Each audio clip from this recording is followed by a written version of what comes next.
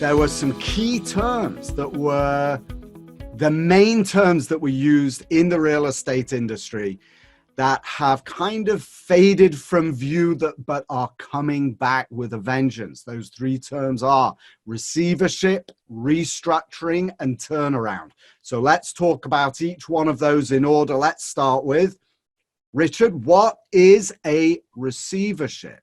And what's going on now in the market? Actually, we could even start with that. Let's do both. So a receiver, not to get too technical, is something that's existed in British common law for about 1,000 years now.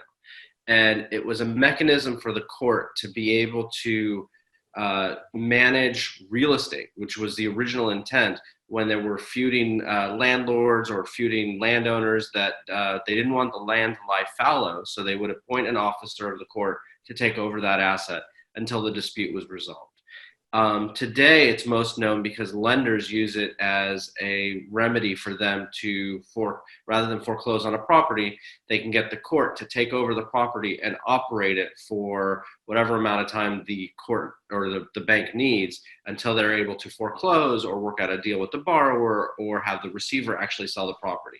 One of the tricks of the trade that we use as attorneys for lenders specifically is that many times lenders don't actually want to foreclose on a property, or they don't want to take possession of that property. Maybe it has environmental issues. Maybe it's a cannabis related property. Maybe it's in a location where the bank doesn't have any reach and it's hard for them just to have oversight. So it's better for them to ask the local court to put an agent or officer over that property and have that agent or officer actually sell it in the open market. There's a couple of other beauties that come with that, is that when a receiver sells property, they get a court order blessing that sale. And so if you're a buyer of that property, getting a court order that has liens move away and attach to proceeds rather than stay on the property, that blesses the court process and all those types, or blesses the sale process, you get even cleaner title than you would normally get, even in a typical sale, because you have that's right.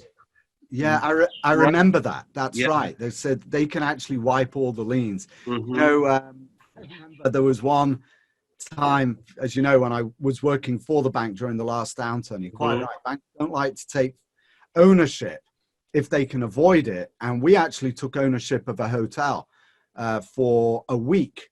And it's, when you think about it, it's actually a lot of brain damage doing that. You take ownership of you know, an office building or multi-family, for example, it kind of runs itself. But a hotel, you've got to serve, you know, muffins and change sheets. Although today it's a little bit different. You've got to operate the business. I didn't mean to interrupt you. Go ahead. No worries, but hotels have an even additional quirk that if you are a flagged hotel with any type of national chain, which we know they go from the F level chain all the way to the, you know, AAA level chain. Right.